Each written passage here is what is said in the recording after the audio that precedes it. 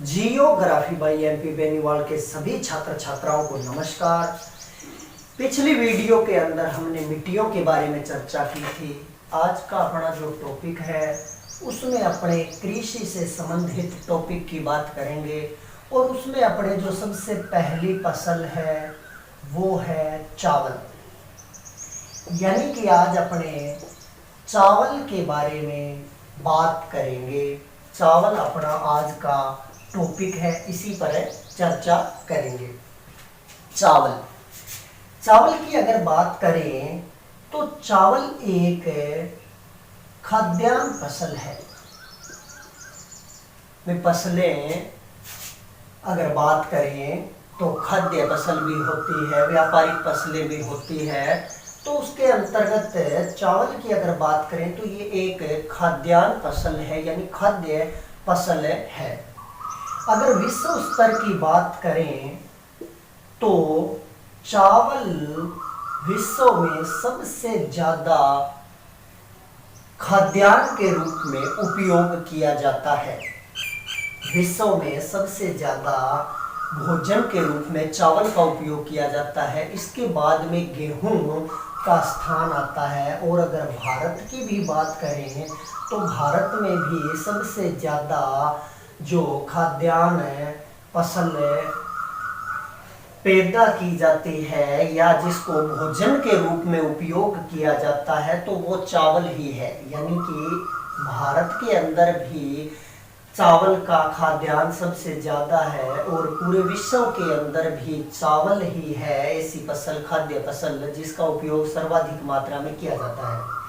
भारत के अंदर सर्वाधिक मात्रा में चावल खाद्य फसल के रूप में उपयोग किया जाता है। इसके बाद में दूसरे नंबर पर गेहूं का उपयोग किया जाता है। इनके अलावा भी भारत के अंदर जैसे कि बाजरा है, ज्वार है, मक्का है, इनका भी खाद्य फसलों के रूप में उपयोग किया जाता है। वैसे ज्वार और मक्का उत्तरी भारत के अंदर चारा फसलों के लिए उपयुक्त होता है, प्रयोग किया जाता है। उत्तरी भारत के अंदर ज्वार और मक्का है वो पशुओं के लिए चारे के रूप में उपयोग किया जाता है। लेकिन वैसे उत्तरी भारत के अंदर चावल, गेहूं, बाजरा, लेकिन भारत की बात करते हैं तो इन सभी फसलों को खाद्यान्न के रूप में उपयोग किया जाता है। तो चावल की बात कर रहे हैं तो चावल क्या है कि एक प्रमुख खाद्य फसल है।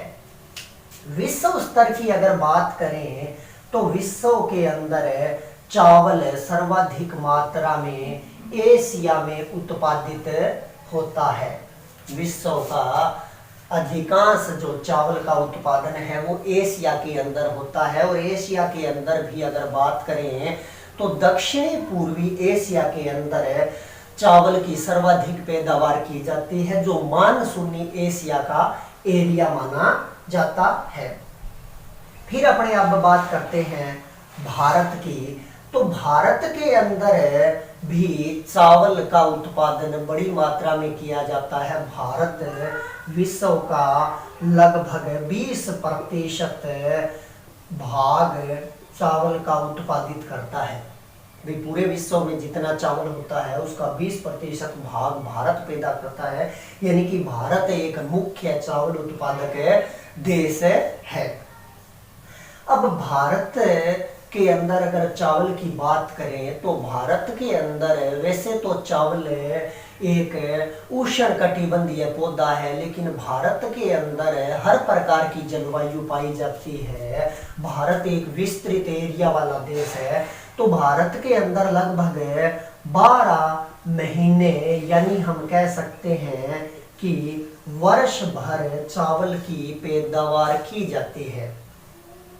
भारत के अंदर वर्ष भर अगर अपनी बात करें कि चावल की पैदावार क्यों की जाती है, क्योंकि भारत के अंदर एक तो कर्क रेखा भारत के लगभग बीचों बीच से गुजरती है, इसे 2 भागों में विभाजित करती है। भारत का जो नीचे वाला भाग है वो उष्ण जलवायु कटिबंध के अंतर्गत आता है। उत्तरी भारत है वो शीतोष्ण जलवायु कटिबंध के अंतर्गत आता है। अब क्या है, उष्णकटिबंधीय जलवायु का एरिया है, यानी कि वहां पर वर्ष भर गर्मी पड़ती है। दूसरा, यहाँ भारत का अधिकांश इलाका लगभग 6100 किलोमीटर का जो इलाका है वो समुद्री यानी तटीय इलाका है। तो समुद्र तट इसके पास है, तटीय इलाका है।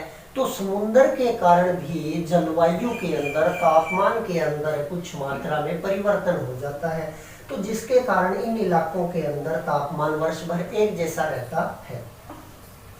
चावल की अगर बात करें, उष्णकटिबंधीय पौधा है, लेकिन भारत के अंदर वर्ष भर इसकी फसलें उठाई जाती है। यहाँ पर भारत का राज्य है पूर्वोत्तर भाग में, पूर्वी भाग में पश्चिम बंगाल। पश्चिम बंगाल के अंदर वर्ष भर चावल की पैदा की जाती है। यहाँ पर एक वर्ष में चावल की 3 फसलें ली जाती है, जिसे ओस, अमन और बोरो के नाम से जाना जाता है। भारत के अंदर है पश्चिम बंगाल ऐसा राज्य है जिसमें वर्ष भर चावल पैदा किया जाता है। यहाँ पर चावल की 3 फसलें ली जाती है, जिसे ओस, अमन और बोरो के नाम से जाना जाता है।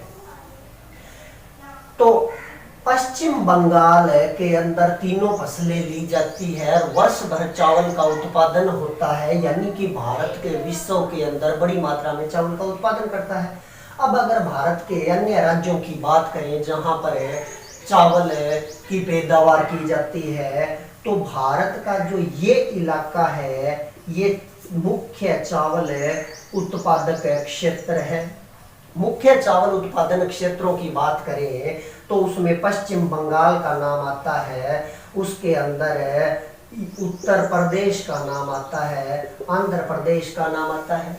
पश्चिम बंगाल की बात करें तो पश्चिम बंगाल के अंदर भारत का लगभग 14% चावल का उत्पादन किया जाता है। पश्चिम बंगाल के लगभग सभी राज्यों में चावल का उत्पादन किया जाता है। उत्तरी राज्यों में चाय का उत्पादन होता है और निचले राज्यों में चावल का उत्पादन होता है। दूसरे नंबर पर उत्तर प्रदेश आता है, जहां पर भारत का लगभग 12% चावल का उत्पादन किया जाता है। तो पश्चिम बंगाल भारत के अंदर प्रथम स्थान पर है, उत्तर प्रदेश है वो दूसरे नंबर पर है। पूर्वी उत्तर प्रदेश के अंदर बड़ी मात्रा में चावल का उत्पादन है वो किया जाता है।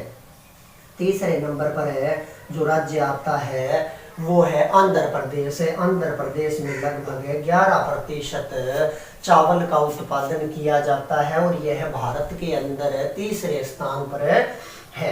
इनके अलावा भी अगर बात करें तो यहाँ पर तमिलनाडु के अंदर है, केरल के तटीय भागों के अंदर है, महाराष्ट्र के अंदर भी चावल का उत्पादन किया जाता है। ऊपरी भागों पूर्वोत्तर की बात करें तो यहाँ पर असम के अंदर है, नागालैंड के अंदर है, मणिपुर, मिजोरम के अंदर है, जो जनजातियां रहती है वो भी चावल का उत्पादन करती है। ये तो थे भारत के प्रमुख चावल उत्पादक क्षेत्र। अब अगर गौण उत्पादन क्षेत्रों की बात करें तो उसके अंतर्गत क्या है, उत्तरी पश्चिमी भारत आता है, जिसके अंतर्गत मुख्य रूप से पंजाब, हरियाणा और राजस्थान को शामिल किया जाता है। पंजाब और पश्चिम बंगाल की अगर बात करें तो पश्चिम बंगाल के अंदर भारत का सर्वाधिक मात्रा में चावल उत्पादन होता है, लेकिन प्रति हेक्टेयर उत्पादन की बात करें तो प्रति हेक्टेयर उत्पादन में पंजाब है वो भारत में प्रथम स्थान पर है। फिर हरियाणा के अंदर भी होता है, राजस्थान के अंदर भी होता है। राजस्थान के अंदर अगर बात करें तो राजस्थान के उत्तरी जिले हनुमानगढ़ और गंगानगर में चावल का उत्पादन होता है और दक्षिणी जिलों की बात करें तो उसमें डूंगरपुर, बांसवाड़ा, बूंदी, कोटा के अंदर भी चावल का उत्पादन किया जाता है। चावल एक मुख्य खाद्यान्न फसल है, इसलिए लगभग सभी राज्यों के अंदर चावल का उत्पादन है वो किया जाता है। चावल के लिए अगर बात करें इसकी भौगोलिक दशाओं की, तो चावल के लिए किस प्रकार भौगोलिक आवश्यकताएं हैं उसकी बात करते हैं। चावल की भौगोलिक दशाओं की बात करते हैं। भौगोलिक दशाएं यानी कि चावल कहाँ पर पैदावार किया जाएगा, किस प्रकार से, तो इसके लिए कौन सी भौगोलिक दशाएं हैं। सबसे पहले अगर इसके लिए अपने बात करेंगे तो वो है जलवायु। जलवायु की अगर बात करें तो चावल एक उष्ण आर्द्र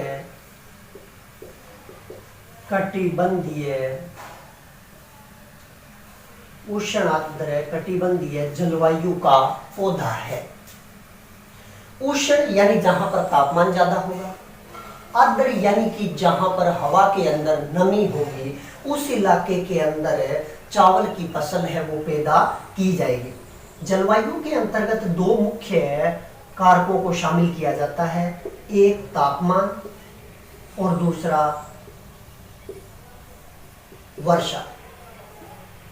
तापमान की अगर बात करें चावल के लिए तो हमने अभी बात की जलवायु कैसी, उष्ण। उष्ण का मतलब जहां पर तापमान ज्यादा होता है।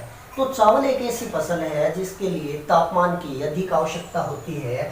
जिस समय चावल की बुआई की जाती है उस समय कम से कम 20 डिग्री सेल्सियस तापमान होना चाहिए।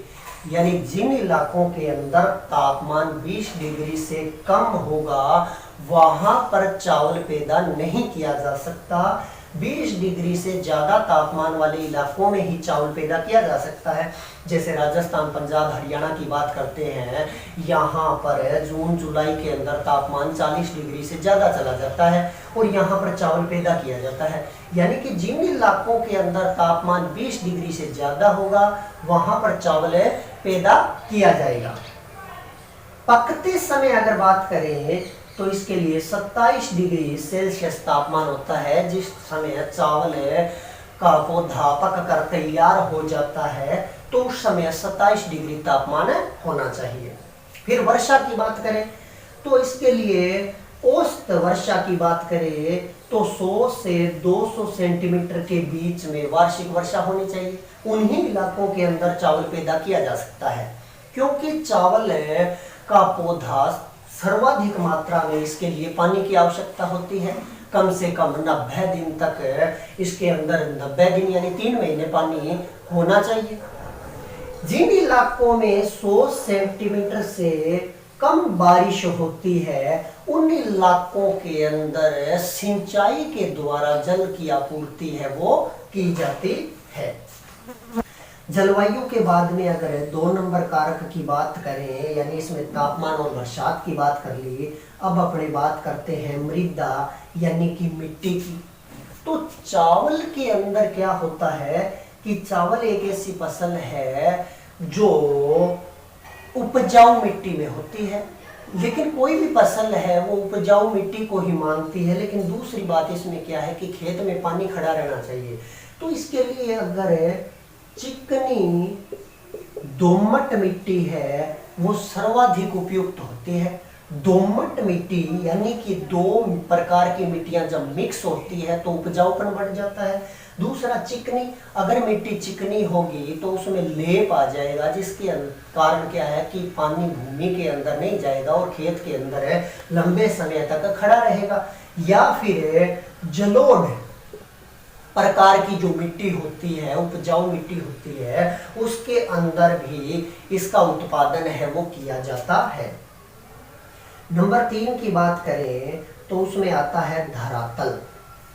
धरातल की अगर बात करें तो कोई भी फसल हो उसके लिए धरातल समतल धरातल की आवश्यकता होती है। तो चावल के लिए भी समतल धरातल की आवश्यकता होती है ताकि पूरे खेत के अंदर पानी एक समान खड़ा रहे। अगर पानी नीची जगह पर ज्यादा रहेगा, ऊंची जगह पर कम रहेगा तो फसल है वो ऊपरी स्थानों पर कमजोर रहेगी। इसलिए खेत है वो पूरा समतल होना चाहिए। नंबर 4 श्रम यानी श्रमिक। तो चावल एक ऐसी फसल है जिसका कार्य मशीनों की सहायता से कम किया जाता है, यानी मशीनों की इसमें कम आवश्यकता होती है। अधिकांश कार्य है वो इसका श्रमिकों के द्वारा किया जाता है, क्योंकि चावल एक रोपण कृषि के अंतर्गत आता है और रोपण कृषि के अंतर्गत पौधे को रोपा जाता है। तो रोपने का कार्य है वो मजदूर करते हैं, तो इसमें श्रमिकों की आवश्यकता ज्यादा मात्रा में पड़ती है। फिर कुछ स्थानों पर आजकल मशीनों का उपयोग भी किया जाने लगा है। चावल की कृषि के लिए सबसे पहले इसकी पौध तैयार की जाती है। ये आप देख रहे हैं, चावल की पौध है वो तैयार की गई है। तो इसके लिए क्या है कि सबसे पहले पौध तैयार की जाती है और बाद में इस पौध को एक एक करके उखाड़ा जाता है। इस प्रकार से ये आप देख सकते हैं। अब क्या किया जाता है कि इस को लगभग 1 महीना तैयार होने में लगता है। बीज को छिटक कर यह पौध तैयार की जाती है और उसके पश्चात जो खेत तैयार होता है जिसमें पानी होता है वहाँ पर इसका रोपण है वो किया जाता है। बाद में खेत को पानी से भरकर उसके अंदर इस प्रकार से पौधे का रोपण है वो किया जाता है। जैसे यहाँ पर ये पौधे लगे हुए हैं, इस प्रकार से इसके अंदर रुपाई की जाती है। तो इसी कारण इसे रोपण कृषि के नाम से जाना जाता है, यानी कि जिस फसल के अंतर्गत पौधे की अपने रुपाई का कार्य करेंगे तो उसे रोपण कृषि के अंतर्गत शामिल किया जाएगा। इसके अंदर हमने बात की थी मिट्टी की, कि इसके अंदर चिकनी मिट्टी की अगर मात्रा होती है तो वो उपयुक्त रहती है, क्योंकि इससे क्या है कि इसके ऊपर यहाँ पर लेप आ जाएगा। लेप आने के पश्चात क्या है कि पानी लंबे समय तक इसके अंदर रहेगा। जिन इलाकों के अंदर बरसात नहीं होती है, कम मात्रा में होती है, तो वहाँ पर इसकी सिंचाई ट्यूबवेलों के द्वारा की जाती है। जैसे आप ये ट्यूबवेल देख सकते हैं, तो ट्यूबवेलों के द्वारा भी पानी है वो पर्याप्त मात्रा में फिर इसको दिया जाता है। पंजाब, हरियाणा, राजस्थान के अंदर ट्यूबवेलों के माध्यम से इसके अंदर सिंचाई का कार्य किया जाता है। पश्चिम बंगाल, बिहार, वहाँ पर बारिश ज़्यादा होती है तो वहाँ पर इसका उत्पादन है वो किया जाता है। तो ये चावल की फसल आप देख रहे हैं प्रत्यक्ष रूप से। अगली वीडियो के अंदर नई फसल के साथ फिर मिलेंगे, तब तक के लिए नमस्कार।